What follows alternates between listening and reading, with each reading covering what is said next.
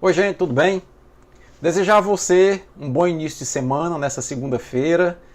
Pedir que você se inscreva no nosso canal. A meta é nós atingirmos até a metade do ano 1.000 inscritos para poder começarmos a fazer lives. Curtir e deixar o teu comentário. E o tema da conversa do PH de hoje nada mais é do que a epidemia de coronavírus que está se alastrando muito rapidamente na China e os impactos que ela poderá trazer para a saúde e para a economia do Brasil. Bom, gente, no vídeo de ontem eu expliquei mais ou menos o sentido dessa epidemia de coronavírus, com base inclusive no informativo da Sociedade Brasileira de Infectologia. Inicialmente, desejar a todos vocês um bom domingo. E o tema da conversa do PH de hoje é a epidemia que já está se transformando numa pandemia de coronavírus, aquele vírus que surgiu lá na China e que está rapidamente se espalhando pelo mundo inteiro. Gente, em função do rápido crescimento da epidemia de coronavírus, que é aquele vírus que surgiu agora recentemente na China, mais precisamente na cidade de Wuhan, e que está rapidamente se espalhando pelo mundo, a Sociedade Brasileira de Infectologia, na sexta-feira, divulgou um informe sobre perguntas e respostas relacionadas a esse vírus. Esse informe tanto serve para profissionais da área da saúde, como também para o público em geral. E eu vou colocar aqui o link para que vocês possam acessar essas informações. Os coronavírus recebem esse nome porque a sua cápsula tem pequenos espículos que dão a eles um aspecto de coroa, daí o nome corona. Eles foram descobertos originariamente na década de 60 e a sua transmissão se dá de animais para seres humanos. Como ele é um vírus de RNA, ele é um retrovírus, ele usa uma enzima chamada transcriptase reversa para na célula hospedeira usar o DNA dessa célula hospedeira e se reproduzir. Isso dá a esse vírus uma alta capacidade de sofrer mutação. E o próprio governo chinês, hoje no domingo, já disse que o vírus está se alastrando mais rapidamente porque possivelmente já sofreu as primeiras mutações. Só na China já são, hoje no domingo, quase 60 mortes e 2.000 infectados. Esse informe que eu estou disponibilizando aqui da Sociedade Brasileira de Infectologia coloca claramente que não se trata de uma gripe, é um vírus que ataca o sistema respiratório e que causa dificuldade na respiração. É muito importante que a essa altura as autoridades brasileiras já estejam monitorando os aeroportos internacionais com pessoas oriundas de outros países. O vírus se alastra rapidamente, além da China, Japão, Singapura, Austrália, Nova Zelândia, França, Estados Unidos, Canadá, já tem registro dos primeiros casos. E essa epidemia, que nada mais é do que uma doença que aparece repentinamente e que seu número de casos é muito superior ao esperado, já começa a se espalhar por outros países, ganhando características de pandemia, ou seja, de uma epidemia mundial.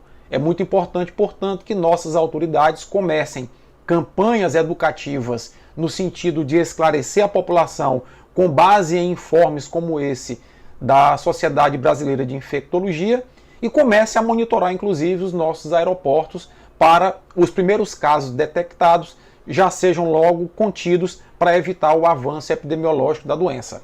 A grande dificuldade é que, ao que tudo indica, o período de incubação varia de 1 dia a 2 semanas, ou seja, entre o momento que a pessoa contrai a doença até o momento que ela manifesta os sintomas, pode decorrer aí 15 dias. Então a pessoa pode estar com a doença em fase de desenvolvimento, na sua forma assintomática, e transmitindo a doença por onde anda. Então essa é a grande preocupação.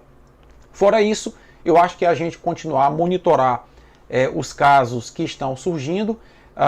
Me parece que é praticamente inevitável que a doença chegue ao Brasil.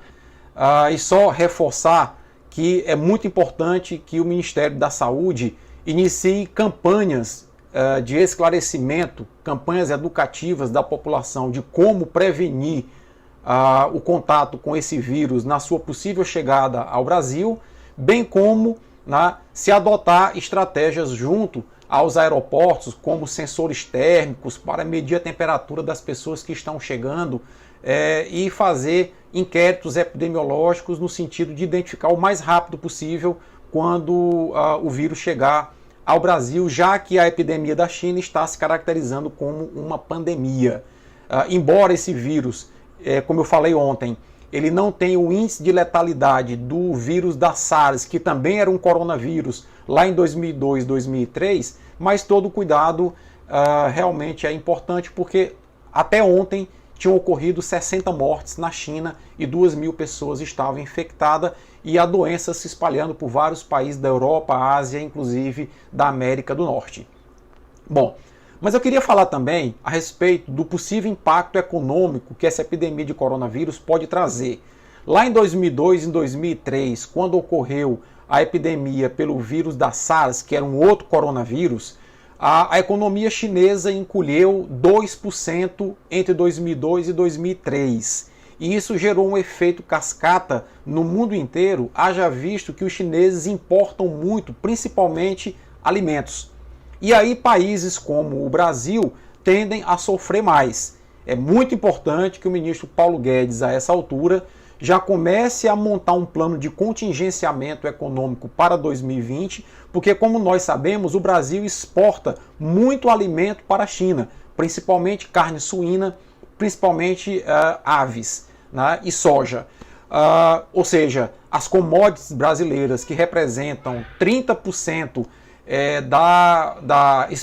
das exportações brasileiras na balança comercial, podem sofrer sim com essa epidemia de coronavírus na China. É importante, repito, portanto, que o Ministério da Economia, nessa conexão global que as economias têm, atente rapidamente para isso, caso contrário, a previsão de crescimento econômico para o Brasil em 2020 não vai se materializar. Lembro a vocês ainda que em janeiro é o Ano Novo Chinês. O governo da China proibiu a circulação de pessoas dentro do território chinês e inibiu a saída de pessoas do país. Obviamente, isso impacta em redução do consumo das famílias. Lá em 2002 e 2003, a queda do nível de ocupação nos hotéis foi de cerca de 80%. A quantidade de pessoas, de turistas que iriam para a China lá em 2002 e 2003 foi de 50% menor, com medo da SARS, e o mesmo fenômeno deve ocorrer agora esse ano. Ou seja, vários voos já estão sendo cancelados de turistas para a China. Certamente o menor fluxo de pessoas dentro do país vai fazer com que o consumo das famílias diminua e, consequentemente, vai diminuir as importações de alimentos, como, por exemplo, as importações do Brasil.